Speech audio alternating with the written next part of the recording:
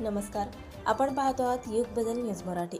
नवीन बसस्थानक परिसरात ऑटो चालकांना शिस्त लावण्याची गरज. नवीन बसस्थानकासमोरील ऑटो पार्किंग कशासाठी?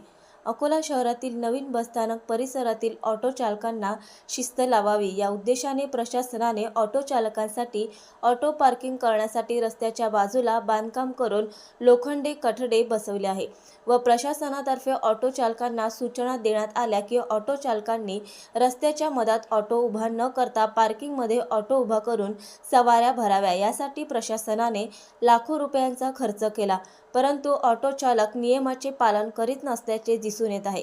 ऑटो चालक हे मुख्य रस्त्यात ऑटो उभे करून नियमाचे उल्लंघन करत असल्याचे आढळून येत आहे. ऑटो चालकांच्या या गैरवर्तणुकीमुळे बसस्थानक परिसरात वाहतूक विस्कळीत होते. यामुळे एखादा मोठा अपघात होऊ शकतो.